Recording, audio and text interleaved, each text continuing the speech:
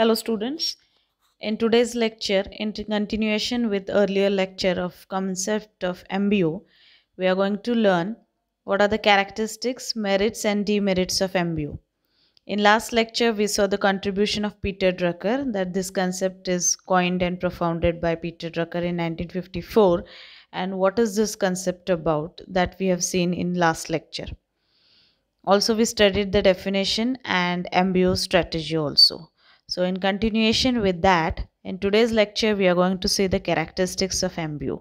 So, MBO is management by objectives, and in earlier lecture also I mentioned that whenever you are setting objective for your subordinate, both superior and subordinate need to actively participate. Okay, so the first characteristic of MBO is superior subordinate participation. So both superior and subordinate will sit in front of each other. That means a face to face interaction is very necessary, important, so that superior knows about what kind of objective has to be set for the subordinate, and of course the objectives are to be set according to the capacity ability of that subordinate, right? So both have to participate very actively whenever you are deciding your objective. That is the first point. Then the second one is creation of friendly and cooperative environment. Now students, what happens here is that whenever you are setting your objective, you come and meet each other, that is superior subordinate are having a good kind of interaction with each other. Then often there are meetings, that means both superior and subordinate meet each other oftenly to discuss about the progress of the objectives. That means whether they are able to achieve the objectives, whether there are necessary certain changes to be made in the objectives, right? So what happens, because of this, it leads to meeting of minds, it leads to continuous interaction between superior and subordinate. And if you want to develop any kind of relationship, your communication is very important, right? So frequently if you communicate with your superior, and vice versa, if your superior is also frequently communicating with the subordinate, it develops a good healthy relationship, right? And this relationship gets converted into a very friendly environment, friendly and cooperative environment, because every individual, every department is having its own objective, and you individually cannot achieve your organizational objective unless and until your colleagues, your subordinates, your superior, they support you and they cooperate you, right? So MBO definitely creates a very friendly and a cooperative environment where everybody is having good relationship with each other and everybody is willing to cooperate each other to achieve its objectives. Then the third point is leads to meeting of minds. As I said in the first point itself, that superior subordinate, they frequently meet, they communicate with each other, a friendly environment is created, and this leads to meeting of minds between superior and subordinate. Okay, so that this is the benefit of MBO. Then the next point comes over here is that it gives autonomy to people to set the goals, objectives and performance criteria for themselves. Now what happens because of MBO? MBO gives you autonomy. Autonomy means a liberty, a freedom to people to set the goals. Whatever goals or objectives are set or the performance criteria is being set, it is set with the consent of the subordinate who is going to achieve the objective himself by making use of his own ability and capability, right? So the freedom is being given to the superior and the subordinate, that you can set your own objective, you can set your own target according to your ability and just go for achieving that target, right? So this autonomy is being given to the people. Then next is support from superior. In earlier point also I mentioned that cooperative environment is developed, and this cooperation or cooperative environment or cooperative um, environment cannot be created unless and until your superior, that is your boss, is supporting you, isn't it? So whenever you are having any difficulty in achieving your objectives, your superior is always there to support you, to guide you and to direct you. right? So his support is very important, not only your immediate superior but also your top management, right? So your boss has to be with you always. He has to be there to support you all the time, to look after your difficulties, to solve your difficulties, and if you succeed in your work, to appreciate you. So every time your superior has to be very supportive role, he has to play it. So that role is played in MBO itself. Then joint goal setting is the next point, where of course both superior and subordinate, they come together and they set their goals. Now in MBO, not only goals or targets or objectives are set for individuals but also for department also, and also for the organization as a whole. So once an individual achieves his own objectives, departmental objectives are achieved, and when the departmental objectives are achieved, automatically the organizational objectives are achieved. So it is a step by step process which helps in achieving the goals or objectives of the organization as a whole. The next is direction for conscious action. As I said, that superior support is very important. At the same time, his direction and guidance plays very important role. Whenever your subordinate is having any problem, any difficulty in achieving his objectives, then your superior is there to guide him and show him the right direction for conscious action.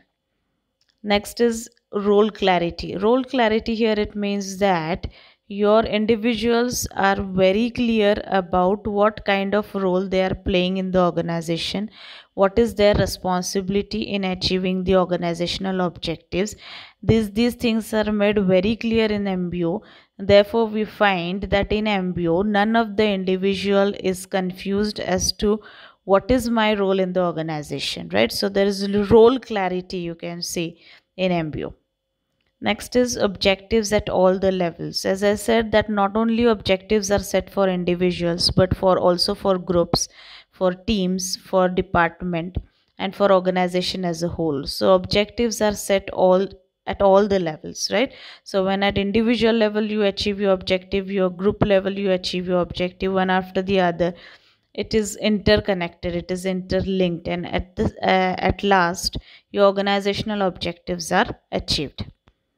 Then the next point is accountability. Accountability means you are answerable to someone, right? So in MBO, as we have seen in MBO strategy, that once your objectives are set, your superior will take a periodic review as to see how much you have succeeded in achieving the objectives. If you are having any difficulties, he will solve them. If you if the superior thinks that individual is unable to achieve his objectives within the specific period of time, or those objectives are beyond his reach, that means they are too difficult for an individual to achieve them, then definitely that superior is going to make certain changes in the objectives and he is going to reset the objectives, right? But at the same time, if you are unable to achieve the objectives, then you are answerable to your superior, that what are the reasons why you as an individual are unable to achieve your objectives. So that is accountability. And when you are accountable or answerable to someone, you definitely do your work very properly and neatly within specific period of time. This is what is being expected in MBO. And next is periodic review of performance. In MBO strategy, we saw that after setting the objectives or the superior will take a periodic review. That review may be after 1 month, quarterly, or after 1 week. It depends again on the decision of the management, that what should be the time period to be decided to take a periodic review. So this period, because of this periodic review, the superior comes to know that whether your individuals or subordinates are able to achieve their objectives or no. So that is the last characteristic of MBO. Okay, moving towards the importance of MBO. Why MBO is important in organization? What are its benefits? Right. So the first one is it leads to self-control and self-development. Now, self-control and self-development means what? Self-control means here, when you set objectives for your individuals just day and night think about those objectives and strive hard to achieve them.